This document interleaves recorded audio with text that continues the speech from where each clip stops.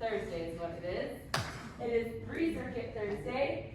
We have our regular set of 3 circuits. We do each circuit twice. We go circuit 1 twice, circuit 2 twice, circuit 3 twice, and we do that for the 45 minutes. We're starting circuit 1 with a sled push.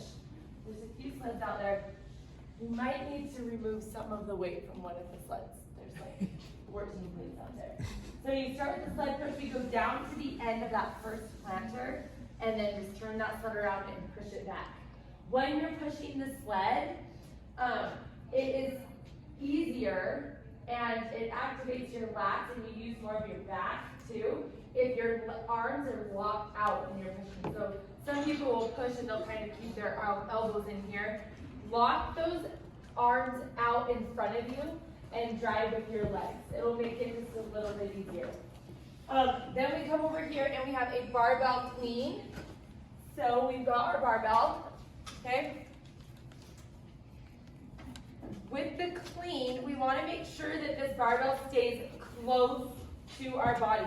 So we're going to bring it down. We're in that hinge position where we're sitting those hips back. So we want to think of like, instead of bending at the waist, you want to think of pushing your hips back until you can feel it in that hamstring. And then you're going to go from here and pull it up to here. And with your elbows up, okay? Don't hold it here. You want to end with your elbows up so it's almost like resting on this part of your shoulder, okay? So, As long as they're not resting down here. we can do that, and then you're just going to bring it back down. Okay, back nice and flat, trying not to let your back or your shoulders collapse. Okay, bring it down, and then pull it back up and flip those elbows under again. Okay, so you have 8 of those total. And add weights if you need to, or you can also use the weighted bars. They're a little bit lighter than the barbell. Then we have a super fun wall ball firecracker with a squat hold. So we're going to get our wall ball, okay? We're going to come down, go into our firecracker, so legs go back, bring the ball forward, flip those legs under, and stay in this position for 10 seconds. So you're here, count to 10, go back into that firecracker, and then come back up. And you're counting for 10 again. You're going to do that 6 times.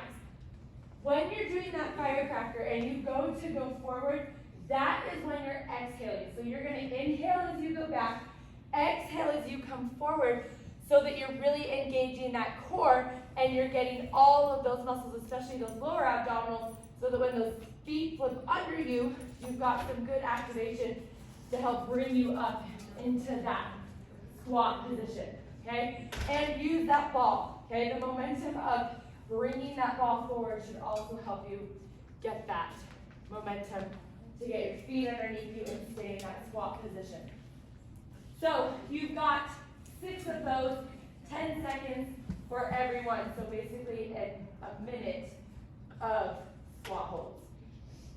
Then we go out on the field for circuit 2, and we've got a kettlebell swing. This is just a bilateral swing, okay? So we're here. Kind of the same hinge mechanics that we used with the clean, we're going to use with our swing. So we're here, okay?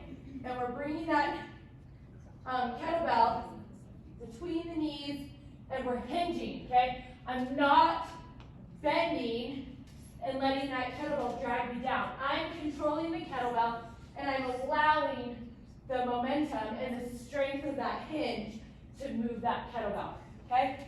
It's also a good one. It's more simple, so it's a good one to add a little weight to. See if you can do the next kettlebell up. If you're used to doing the pink or the green or the blue, try and do maybe the next one up for just a few and see how it feels. Then we have a burpee with lateral hop. So just find a line or a landmark out on the field. Okay, burpee, feet go back, push up, feet come in, feet together, laterally hop. Okay, and then do that again. So you have 8 of those. we go into a banded core tuck and extension. This is, Krista did this on, I think, her Instagram a couple days ago. So you're gonna get a band. We are starting with the band kind of, you don't need a ton of tension on it. We're not necessarily squeezing the band, but kind of pull it so that your lats are engaged a little bit, okay? And we're gonna start with extension, where we're inhaling as we come out, exhaling as we come in. We're gonna tuck and bring that band underneath, and then come up into a body hollow hold. And then come out, extend, bring that band under, and then come up into a body hollow hold. So, with this, you want to breathe really evenly through it.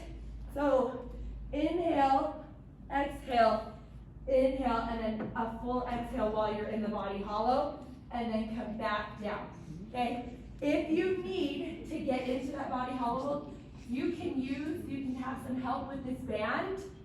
So extend, and then when you go into that body hollow, if you need help, you can almost use that band against your hamstrings to kind of get you up onto those sit bones, which are kind of like right there at the base of your spine, kind of right before your tailbone goes out. And that's where you kind of want to be, is sitting on that part of your bottom spine. So again, this one, go slow and figure out what works best for you, okay? Use the band on the hamstrings if you have to, but make sure that you're breathing and you're not holding your breath at all during this one, because that will affect how you can stabilize yourself. So you got 8 of those. So an extension and then into the body hollow is 1. So do both, okay? Circuit 3's out there. You start with a sandbag field lap. So you're gonna grab sandbag, get it on your shoulders, okay? You're gonna have it in the back rack position. And you're gonna run with it around the field 1 time. Then we go into an oblique V-up. So there's a couple ways we're gonna do this. We're gonna be up onto an elbow. Whichever side you're on, that's the elbow that's down. And then you're going to have hand over head, rock, you're gonna start on this hip, rock back, and then bring those feet up to your hand, and then rock back onto that hip, okay? So you're kind of rotating on this hip bone right here to come up and bring those feet to those hands, and then rock back, okay? You can push through the mat with this hand to help stabilize. If that is too hard, you can also do like a knee crunch, where you just kind of bring those knees in. But try and get those straight legs, because you'll get a little more of that transverse abdominis, those lower abdominals, to turn on if you have those straight legs, okay? So 8 to 10 on each side. So you'll do one side, then you'll obviously flip around, go up onto the other elbow, and do the same motion, rotating on that other hip. Then you have a dumbbell side plank snatch. So you just got... There's one right there for you. That's so nice. You believe in me, don't you, James? Thank you. Thanks, Miranda. Okay, so you're going to be side plank. Okay, so we just worked those obliques. Now we're back into those obliques. And we're just planking and snatching that dumbbell overhead, making sure that when you get to this position, that dumbbell is nice and stable right overhead, okay? Don't let it drift backwards. We don't want it out forward. Make sure that you pull it straight up, keeping it close to your body and going right above, okay? So you should make a beautiful little T shape.